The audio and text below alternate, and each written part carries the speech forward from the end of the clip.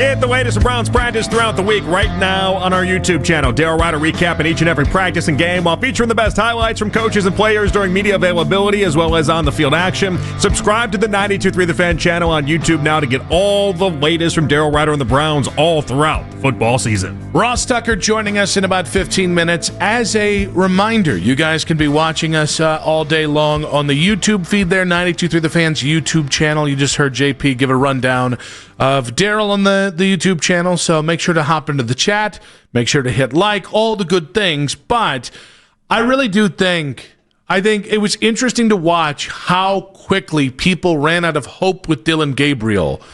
And the rebuttal that I have for a quarterback I would not have drafted and I do not believe in, that's not the game that you judge that kid off of, because he shouldn't have been put in those positions on Sunday. Agreed. That's why I've said it's incredibly hard to be able to judge him off of what happened on Sunday. And I'm not a defender either of Dillon, but I am a defender of giving everyone a fair shake at it. That's not a fair shake right there. So we're in a weird situation here where I wouldn't have drafted Dillon, and I sure as hell wouldn't have drafted him with the 92 pick.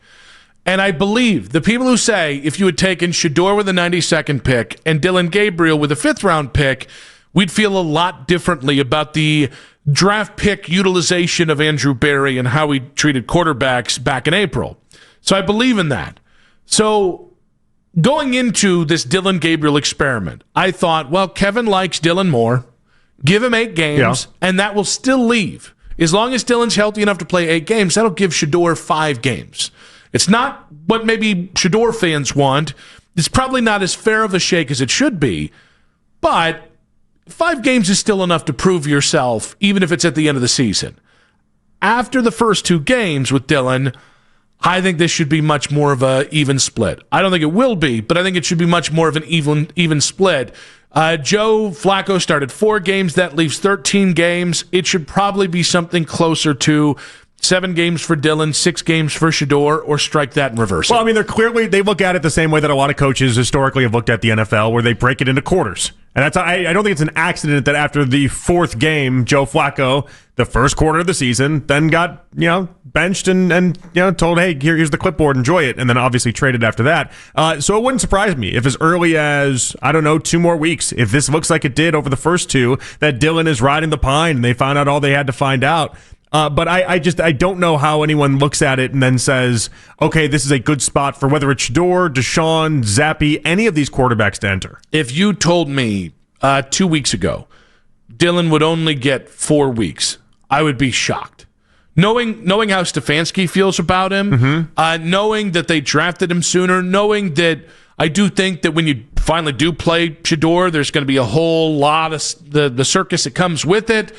Given the fact that they've positioned him as some sort of, even though we think it's ridiculous, developmental quarterback, I would have been shocked.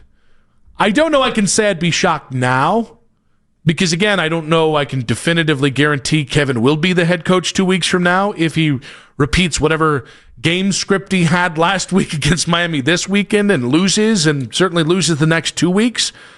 But, man, I got to say, it was interesting. When we had Ashley Bastock on in the previous segment, we asked her, when should Shedeur start? Here was her answer. I think you need to let Dillon Gabriel string some games together, like obviously barring something unforeseen like an injury. So I would keep him in here these next few weeks, like certainly not before the bye week, which is coming up. But again, like I'll stress, I do want to see Shedeur Sanders at some point because of his arm talent. Like that is what he is so good at, his accuracy. Those are things I want to see from an NFL perspective. But also by the time he plays, just knowing how he looks behind a bad O-line, which obviously we saw when he was at Colorado. I would like to see him have a bit better of a situation that he is stepping into. Maybe it's just me. I'm past the idea of, well, the situation's not great, so we're not going to put the kid in, because you're already doing it with Dillon Gabriel. Well, and that's it. It's just then you have to reset your expectations a little bit. I think how we get there with Dillon is if he only scores 9 points against the Dolphins and then only scores 9 points against the Patriots and just puts nothing on the board and gives you no chance.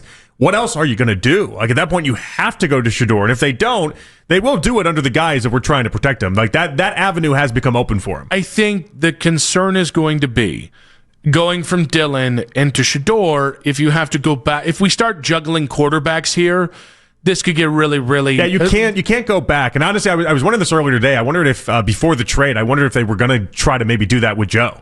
Like if Dillon didn't look good for a couple weeks, then you just go back to Joe and then you say, hey, listen, he wasn't ready. We thought he was ready, he wasn't ready. Theoretically, that you could have done because Joe is a veteran.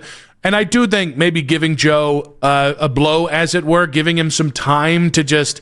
hey, those first 4 weeks stunk. Let's give you a chance to like catch your breath here. Mm-hmm. You can't juggle rookies though. No, right? And I think that's it. That hurts both guys. You can't. And renders the offense just completely mush. For sure. But the problem they run into, and this is one of the hangups I would have, is I want to see Shedeur play. One of the hangups I would have though is that if you burn Dillon. And Dillon's just gone, and that's a broken toy because you threw him out there and he wasn't able to do it. Okay, there's an acknowledgement there. We can't even have him as a backup quarterback because you can't win any games with him. And then if you throw Shedeur out there because you have no offensive line and you have no receivers, it doesn't look good with Shedeur. Guess what you have there as well? Like you would have taken the 2 picks and effectively rendered them useless, all in the name of what? Getting an answer. I mean, listen, that's how I see it. That's what I'm rooting for, is that Shedeur goes in there and is the answer, and you're just taking the dart to the dartboard mentality. But just going for that answer, I don't know that justifies taking 2 quarterbacks at the 3rd and 5th round pick. Like they're real players you could have taken at that point. Like this is the danger in taking 2 the way that they did, is that you're not just burning 1 at trying to find it, you're burning potentially 2 at trying to find that answer. I'll tell you why. I actually really like the idea of 2 more weeks if Dillon looks this bad. I don't think he will, by the way. I think there's an opportunity to play better. This will be a good week for Dillon. It's going to be a good week for Dillon. Even New England after that. They're a nice team this year. Vrabel's got them where they hoped they would. They're still a team learning to win in real time. But if he looks this bad for the next 2 weeks, I think the reason why so coming off the bye, that would be a time I'd be very comfortable deploying Shedeur because you'd have 2 weeks to get ready for it. You're going on the road to the Jets, who are a putrid team. Mm-hmm. And I think that's about as good of a situation you can put Shedeur in, given how bad the situation is around him. No question.